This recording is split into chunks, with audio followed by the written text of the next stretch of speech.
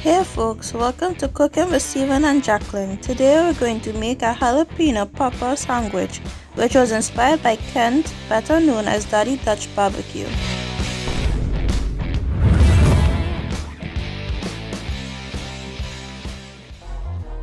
Well, boys and girls, let's go make us some jalapeno popper sandwiches, and here's our ingredients. You'll need ground beef, garlic powder, sea salt, BADIA complete seasoning, paprika, red pepper flakes, cream cheese, jalapeños, bacon, S.P.G, and your favorite barbecue rub, as well as 1 loaf of bread. So folks, let's get started. Here I have my cast iron skillet heating up. I'm going to add about a tablespoon of a neutral cooking oil. To this, I'm going to be adding about 4 ounces of 80-20 ground beef. We are going to saute this until we get that Maillard reaction, which is the caramelization of the protein. Remember, boys and girls, the caramelization of the protein is a layer of flavor, and this is what that channel is all about, layers of flavor. And you see this here, folks? This is what I'm talking about, the caramelization of the protein, that Maillard reaction. And this is what we are looking for.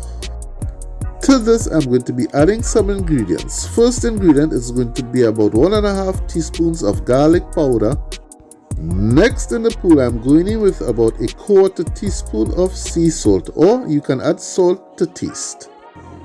We are going to follow this by some of our BADIA complete seasoning, about 1 teaspoon. Next in the pool, we are going in with about 1/2 teaspoon of smoked paprika. This is going to add a nice smoky flavor. And to add some heat to the mix, we are going to be going in with about 1/2 teaspoon of red pepper flakes.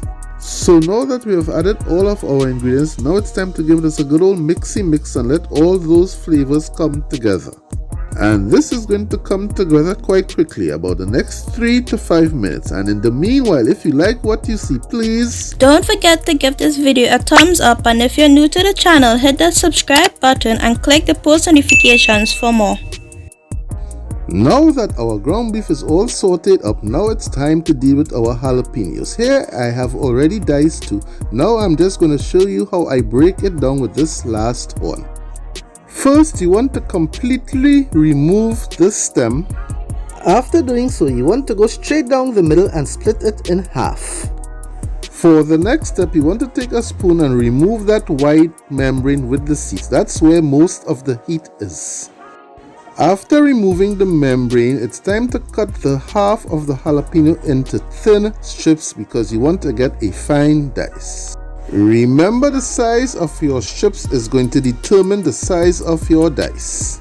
Now that you have finished cutting the jalapeno into strips, it's time to cut them into a small dice.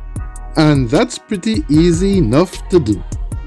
So now that this jalapeno is all diced up, I'm going to add it into the bowl with the rest of the diced jalapenos. Here I have about 1/4 cup of diced jalapenos. I am also keeping a couple of the stems for garnish. Well folks, it's time to get our cream cheese spread ready for our sandwiches. Here I am using a chive and onion Philadelphia cream cheese. And remember folks, you want your cream cheese at room temperature. Now you're going to add your cream cheese to a bowl. I need about 3/4 to 1 cup of cream cheese.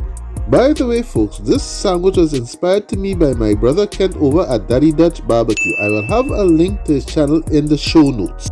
Well, our cream cheese is done. Next in the pool, we are going in with our sauteed ground beef. I'm pretty sure you can add some spicy Italian sausage to this as well. For another level of flavor, I'm going in with about 1 to 1.5 teaspoons of Cajun seasoning. Next in the pool, we are going in with about 1/4 cup of New Zealand cheddar cheese. Last but not least, for the star of the show, I'm going in with about 1/4 cup of diced jalapeno. Now it's time to give this a good old mixy mix and let all those flavors come together. And for a bit of extra heat, I did dice up some of the membrane from the jalapeno to give us a little extra heat. Let's give it a taste and see if all those flavors come together, and it looks like we are spot on. Well folks, it's that time. Let's build us some jalapeno pepper sandwiches. Here I'm just using a small spatula to spread on our cream cheese spread, and this is pretty simple enough to do. So when we have gotten all of our spread down, I'll bring you guys back for the next step. As you can see, we have wall-to-wall coverage of our cream cheese spread on our bread. As you can see, we have finished putting on our cream cheese spread, so now it's time to get the tops on and get ready for the next step. The next step is pretty simple enough. All you need is some thin cut sliced bacon, and you're going to wrap your sandwich with that. And the pro tip here is to get your bacon to room temperature so you can get a bit of a stretch to get better coverage when wrapping the sandwich. In case you were wondering why I did not spread any butter on the bread, that is because the bacon is going to release its own fat when it starts to cook, and it's going to help crisp up that bread. Now that our sandwiches is nicely wrapped with that bacon, it's time to add another level of flavor. Here I'm just going to lightly sprinkle some of my homemade Cajun seasoning rub. You can use any rub of your choice. And remember folks, I will have the full list of ingredients in the show notes below. And of course you want to get that Cajun seasoning on the flip side as well.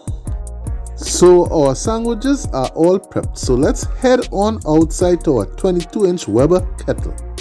So my brother over at Daddy Dutch BBQ did his sandwiches on the Blackstone, which I don't have. I'll be doing mine on the 22-inch Weber kettle on a cast iron griddle.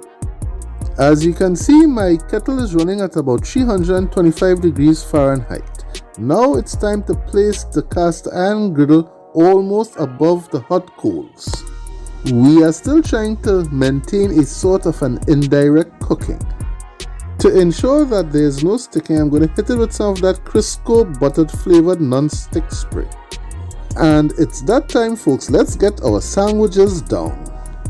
The side of the sandwiches you want to lay down first is the side where the bacon ends.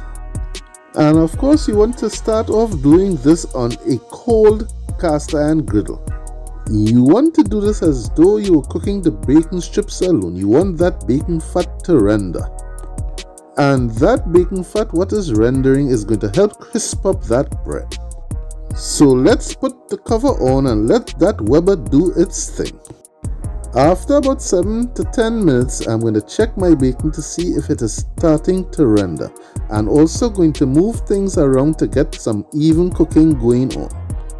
Remember folks, this is not a Blackstone, so the cooking style is going to be a bit different. So let's put the cover on and let this go for about another 5 minutes. And in a miracle of time, another 5 minutes has gone by. This is about a total of 14 minutes. And you can see that we're getting nice and crusty on one side. Let's flip over the rest of the sandwich, and as you can see, they're getting nice and crusty. Now that we have flipped them over, we are going to be following that same procedure as we did in the beginning, which is doing a bit of maneuvering around to get some even cooking. And here's a close-up of how our jalapeno pepper sandwiches are looking. After about 5 to 7 minutes, this is how the other side of our sandwiches are looking, nice and crispy. And now we're going to stand them up so that side can get nice and crusty as well. This won't take long, approximately about 2 to 3 minutes. Well, there's not much here to see again, so I'm going to bring you guys back when it's time to get them off the griddle. Well, it's about that time folks. Our sandwiches are looking nice and crusty as you can see. Oh, what a bite this is going to be. So let's get the sandwich onto the plate, head inside, let them rest for a few minutes, then we're going to cut into one of them to see what we have done. So folks, we are back on the inside and our sandwiches has rested. Let's cut into one of those bad boys and see what we have done. So folks, here's the reveal. The light isn't going to do it much justice, but I can tell you it's going to be a good bite for sure. So let's get this plated up nicely, fasten our seatbelts and get ready for our drive-by. Let's go!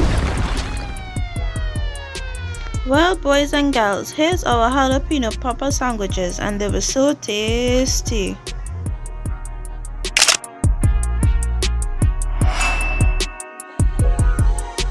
I hope you all enjoyed the video. Like, comment, and don't forget to subscribe and turn on the post notifications for more videos. See you all on our next cooking journey, and we're out until next time.